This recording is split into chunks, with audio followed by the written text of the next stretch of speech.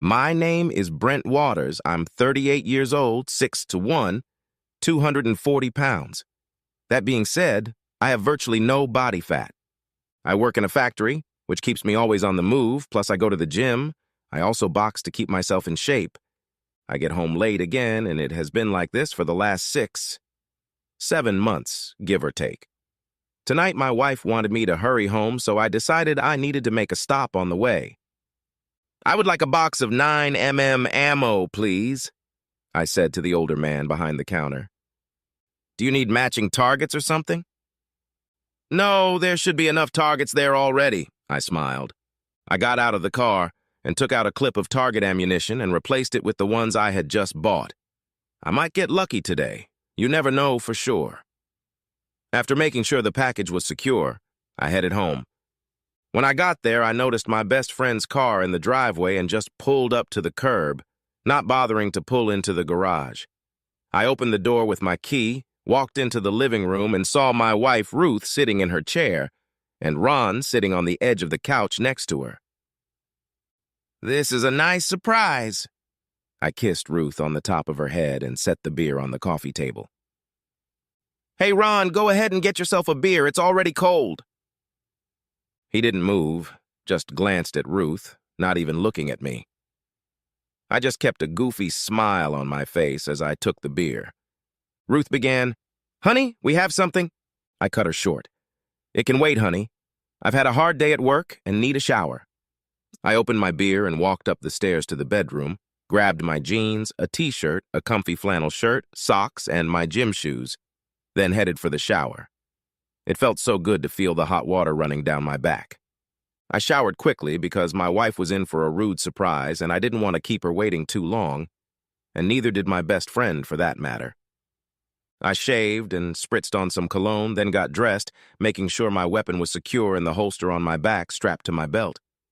Passing my daughter's room, I knocked lightly on it. She opened the door, threw herself into my arms, and gave me a quick kiss. "Baby girl, be ready when I call, okay?" "I'm ready to go now, Daddy." She hugged me and gave me another kiss. I hugged her tightly and headed downstairs. "It's time for me to have some fun." What's that saying?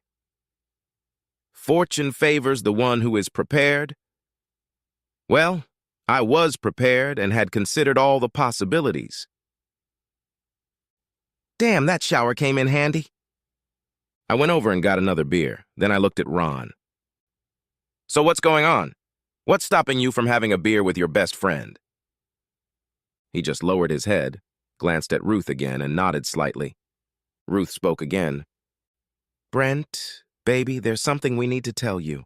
I love you and I always will, and I'm still looking forward to having more children and growing old with you, and I need you to believe that." She started squirming in her chair. "But I'm tired of worrying about hurting you if you find out any other way." She took a deep breath. "Ron and I have been having sex for the past 9 months. I love you, but I need him too." She straightened her back and looked me in the face. "I don't want a divorce, and I won't deny you anything. We can still have the family you've always dreamed of, but I need Ron too, and I won't leave him." She looked at Ron, who finally got the courage to raise his head to look at her, but still couldn't look at me. I smirked. "So that's why that piece of shit won't look me in the eye, and he doesn't have the guts to tell me himself. So he hides behind your back and lets you do all the talking. You sure picked a damn cool guy to do the nasty, you goddamn whore. Or should I say man? That would be a more accurate description," I grinned. "Are you two role-playing? What are you, his mommy, and change his panties when he shits himself?" He jumped up from the couch. "You fuck!" I waited for him to start acting like a girl, grabbed him by the collar and spun him around so that he fell on top of Ruth. Then I punched him in the face with my fist and heard with satisfaction the bones of his broken nose crunch and realized that I had also fractured his skull slightly.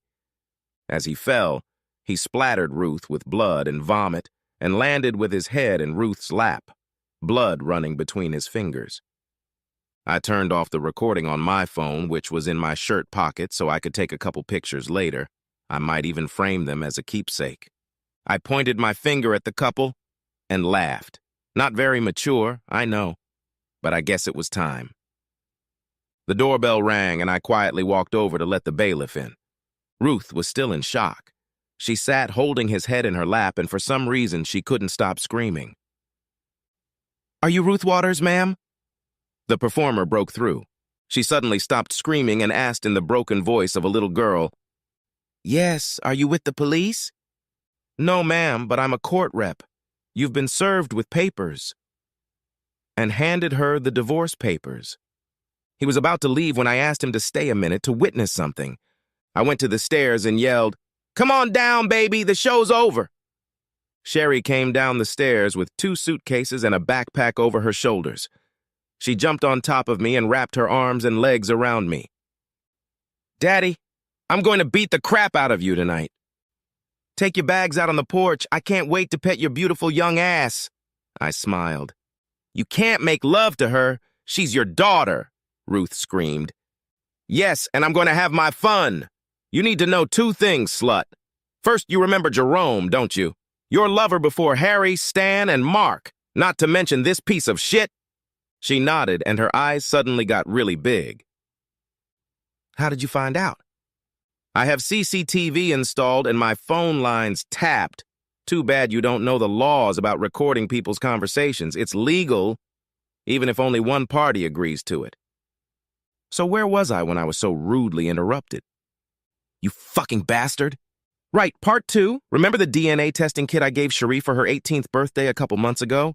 "No! Oh my God, no! Oh, it's a fact! DNA doesn't lie, unlike you. And I threw my house and car keys on the table, then went out on the porch to be with Cherie."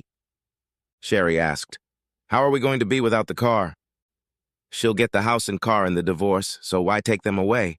Besides, our car will be here any minute now." I smiled. 2 minutes later, 2 more cars pulled up. I took my suitcases and gym bag from the garage and helped Sherry stow the stuff in the trunk of the dark-haired goddess's car. She got out of the car, put her arms around me, and gave me a gentle tongue kiss. She then turned to Sherry and kissed her passionately as well. "I'm Diane, Ron's ex-wife, and you must be Cherie, am I right? It's nice to finally meet you." Then they kissed once more, and Diane looked at me. "Ready to go, love? I've already prepared a hot bath for us. Everybody like Chinese food?" Sherry looked at me. "I think I like it already." We drove off, leaving both performers standing on the porch. The first one held out his hand.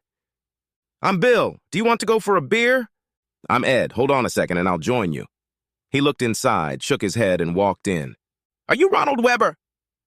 "Yeah, what the hell do you want?" "You've been served." Ed came out and looked at Bill. "Come on, first round's on me."